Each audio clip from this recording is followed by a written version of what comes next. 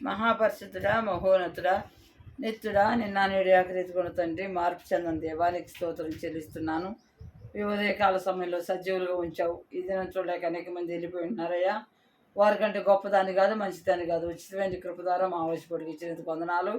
ప్రత్యేకంగా తండ్రి, ఇప్పుడే మత్తయి సువార్త 18, 19, 20 వచనాల ప్రకారంగా ఏకీభవించి ప్రార్థించినప్పుడు తండ్రి, మీరు ఏది అడిగితే పరలోకం నుంచి అది ఇస్తానంటావు నాయన. మరి నాయన, ముఖ్యంగా రామకృష్ణ గారు మీ మహిమలోకి వెళ్ళి ఉంటున్నారు. వారి కుటుంబ సమస్యలు మీరు తెలిసిన ఆయన నీకు వందనాలు చెల్లిస్తున్నాను. వాటి నుంచి మీరు విడుదల దయచేయండి. ఎవరితో మాట్లాడతావో తండ్రి, మాట్లాడి మాకు కావాల్సినవన్నీ కూడా మీరు ఇప్పించండి దేవా, నీకు వందనాలు చెల్లిస్తున్నాను. ఏకీభవిస్తున్నావు తండ్రి. నేను, నా సహోదరుడు, నా సహోదరి, నా సహోదరుడు కలిపి ప్రార్థిస్తున్నావు తండ్రి. కనికరించి వారి పక్షంగా మీరు కార్యం జరిగించండి అయ్యా. మీరు కార్యం జరిగిస్తే మరొక తండ్రి సాక్ష్యం పెడతాను దేవాన్ని సన్నిధిలో. తండ్రి, కనికరించండి, మా మొర ఆలకించండి. పరలోకం నుంచి శత్రువు పనిచేస్తున్న సమస్తం వేసి నామంలో బంధిస్తుంటున్నాను. మాకు కావాల్సినవన్నీ మీ నామంలో విడుదల దయచేయండి అయ్యా. నీకు స్తోత్రం చెల్లిస్తున్నాను.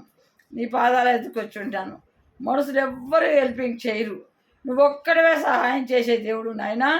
నువ్వు కార్యం జరిగించి నాయన సహాయం చేయండి. తిరిగి ప్రభా మరొకసారి స్తోత్రం చెల్లిస్తుంటున్నాను. వారి కుటుంబ సమస్యలను తీర్చండి. మరి ఆ ఇంటికి లోన్ రావడానికి కూడా సహాయం చేయండి అయ్యా. నీకు వందనాలు చెల్లిస్తుంటున్నాను. అప్పులన్నీ తీర్చుకొని ఎవరికి మేము వచ్చి ప్రతి వారికి రూపాయి తీర్చాలి కాబట్టి కనికరి సహాయం చేయండి. మీ కార్యం జరిగించి వారి కుటుంబ పక్షంగా మీ కార్యం జరిగించి మీరు సహాయం చేయండి నాయన. మనుషులు ఎంతమంది ఏం మాట్లాడినా నువ్వు ఒక్కడివే చేయగల శక్తిమంతుడివి. ఆకాశం మహాకాశం పట్టుదలన యెహోవా దేవా తన కుమారుడు యేసు ప్రభు వారి నామంలో ఇంతకుముందు ఏం అడగలేదు, అడగమంటున్నావు. నీ నామంలో అడుగుతున్నావు తండ్రి. వారి అప్పులన్నీ విడుదల దయచేసి నీ కార్యం జరిగించి సహాయం చేయమని అడుగుతున్నాను. మీ చిత్తానికి అప్పచెప్పుకున్నాను దేవా, నువ్వు కార్యం జరిగించి సహాయం చేయండి. అంతేకాకుండా తండ్రి, మన నాయన ఎంతోమంది రోగులు ఉన్నారు, వారిని ముట్టి స్వస్థపరచండి అయ్యా. నీకు వందనాలు చెల్లిస్తుంటున్నాను. ఎంతోమంది బలహీనలు ఉన్నారు, జ్ఞాపకం చేసుకొని సహాయం చేయండి. మీ కార్యం జరిగించి సహాయం చేయండి దేవా. నీకు వందనాలు చెల్లిస్తుంటున్నాను. మంచి ఆరోగ్యాలు ఇవ్వండి తండ్రి. నీకు వందనాలు. సమస్తంలో బలపరిచి మీ సన్నిధి తోడుగా ఉంచండి. దయగల దేవానికి స్తోత్రం చెల్లిస్తున్నాను. ఇర్మియా 33:3 నాకు మొరపెట్టుమో నీకు ఉత్తరం ఇస్తానంటాం. గూఢమైన సంగతులు తెలియని సంగతి తెలియపరుస్తా అంటాం. మాకు తెలియని సంగతులు ఏమున్నాయో నువ్వు తెలియపరిచి కార్యం జరిగించండి అయ్యా. నీకు స్తోత్రం చెల్లిస్తున్నాను. మీ కృప దయచేయండి. మీ కాపుదాలు ఉంచండి. మీ భద్రత దయచేయండి.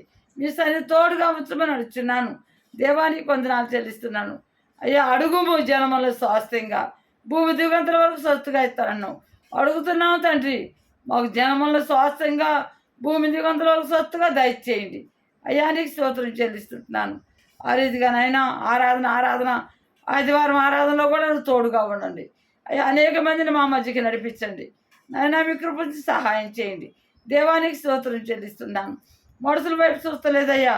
మనుషులు నాయన బాగుంటే దగ్గరికి వస్తారు, చెడిపోతే నాయన దూషిస్తారు. నువ్వొక్కడవే మమ్మల్ని మాపక్షంగా ఉండి సహాయం చేసే దేవుడు నాయన. ఈ కార్యం జరిగి సహాయం చేయమని మీ చేతులకు అప్పచెప్పుకుంటూ ఈ ప్రార్థన బట్టి వందనాలు చెల్లిస్తున్నాను తండ్రి. నీకు స్తోత్రములు. మరి ఉపవాస ప్రార్థనలో ఈ రకంగా ప్రార్థిస్తున్నాం తండ్రి.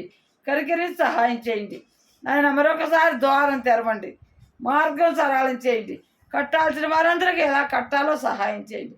మా అమ్మని ఆలకించండి అయ్యా. నీకు స్తోత్రము సహాయం చేయమని అడుగుతున్నాను. మీ చేతుల్లో పెడుతున్నాను. మేము మొరపెట్టగా అనేక విషయాలు కార్యాలు చేసావు దేవా.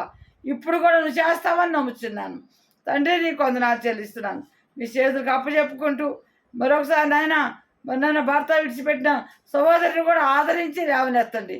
మీరొక్కరే ధైర్యం ఇచ్చే దేవుడు నాయన. సహాయం చేయమని సమస్త మీ చేతుల్లో పెడుతూ వందనాలు చెల్లిస్తూ యేసు పరిశుద్ధ నామంలో ప్రార్థించి అడిగి వేడుకుంటున్నాను తండ్రి.